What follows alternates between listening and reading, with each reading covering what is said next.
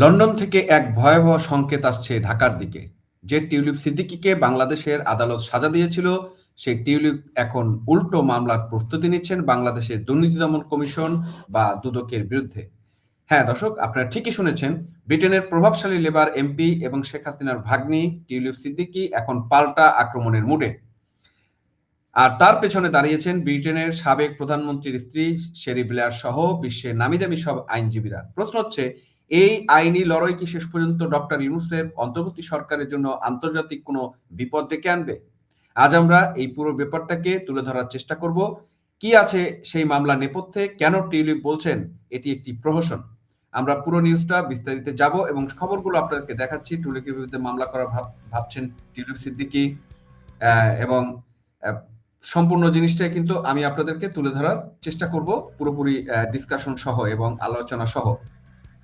ঘটনার সূত্রপাত পূর্বাঞ্চলের 10 কাঠার একটি প্লটকে কেন্দ্র করে। গত 1 ডিসেম্বর ঢাকার একটি বিশেষ আদালত টিউলিপ সিদ্দিকীকে 2 বছরের কারাদণ্ড দেয়। অভিযোগ, তিনি নাকি তার খালা শেখ হাসিনাকে প্রভাবিত করে মা শেখ রেহেনার নামে প্লট বরাদ্দ করিয়েছেন। কিন্তু মজার ব্যাপার দেখুন, টিউলিপের আইনজীবীরা যে তথ্য সামনে আনছেন তা রীতিমতো পিলে চমকে যাওয়ার মতো।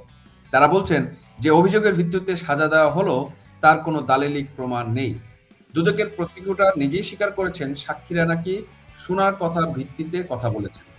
ডিজিটাল যুগে এসে হোয়াটসঅ্যাপে কথা বলেছেন, এই অজুহাতে একজন ব্রিটেনের বা ব্রিটিশ এমপিকে সাজা দেওয়াটা আন্তর্জাতিক মহল কতটা গ্রহণযোগ্য হবে, এটা কিন্তু বড় ভাবনার বিষয়। এটি হচ্ছে এখন সবচেয়ে বড় প্রশ্ন। টিউলিপ সিদ্দিকী কেবল শেখ হাসিনার ভাগ্নি নন, তিনি ব্রিটিশ পার্লামেন্টের একজন প্রভাবশালী সদস্য। তার পক্ষে এখন যারা মাঠে নেমেছেন তাদের তালিকাটা একবার দেখুন। যুক্তরাজ্যের সাবেক বিচারমন্ত্রী রিচার্ড বাকল্যান্ড এবং লর্ড ডমিনিক গ্রিব, আর বিশ্ববিখ্যাত মানবাধিকার আইনজীবী শেরি ব্লেয়ার।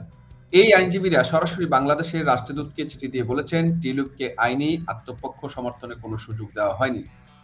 একে তারা বলেছেন সাজানো বিচার হিসেবে। যখন আন্তর্জাতিক মানের আইনজীবীরা কোনো বিচার প্রক্রিয়াকে প্রহসন বলেন, তখন সেই দেশের বিচারিক বা ভাবমূর্তিকে বিশ্বের দরবারে ধুলোয় মিশে যাওয়ার মতো অবস্থা কিন্তু হয়।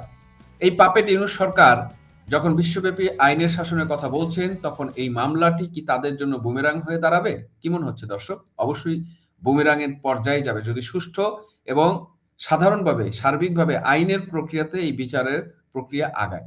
দুদক দাবি করছে রূপপুর পারমাণবিক বিদ্যুৎ কেন্দ্রের $5 মিলিয়ন চুরির টাকায় টিউলিপ লন্ডনে ফ্ল্যাট কিনেছেন। কিন্তু টিউলিপের ল ফার্ম স্টেফেন্স হারুট কি বলেছে শুনেন। তারা বলেছে লন্ডনে কিংস ক্রসের যে ফ্ল্যাট নিয়ে এতদিন হইচই, সেটি টিউলিপের উপহার পেয়েছেন 2004 সালে, অথচ রূপপুর প্রকল্পের চুক্তি হয়েছে 10 বছর পর, অর্থাৎ 2004 সালে। তাহলে দেখেন মানে কতটা মিথ্যা জিনিস এখানে নিয়ে আসছেন। 2004 সালে শেখ হাসিনা কিন্তু ক্ষমতায় ছিল না।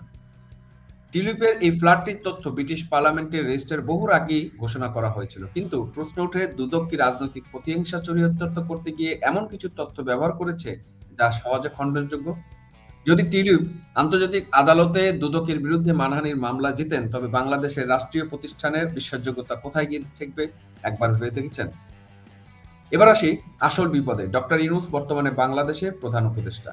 তার সরকার বিশ্ব দরবারে গ্রহণযোগ্যতা পেতে লড়ছে এবং লড়াই চালিয়ে যাচ্ছে। কিন্তু টিউলিপের এই পাল্টা হামলার হুমকি কেবল দুদকের বিরুদ্ধে নয়, এটি পরোক্ষ বর্তমান প্রশাসনের উপর আন্তর্জাতিক চাপ তৈরির একটি কৌশল। ব্রিটিশ লেবার পার্টি স্পষ্ট জানিয়ে দিয়েছে তারা বাংলাদেশের এই রায়কে স্বীকৃতি দেয় না। যদি ব্রিটিশ সরকার বা আন্তর্জাতিক সংস্থা মনে করে যে বাংলাদেশের রাজনৈতিক উদ্দেশ্যে বিচারিক বিভাগকে ব্যবহার করা হচ্ছে, তবে ডক্টর ইউনূসের জন্য বৈদেশিক সাহায্য এবং সমর্থন আদায় করা কঠিন হয়ে পড়বে।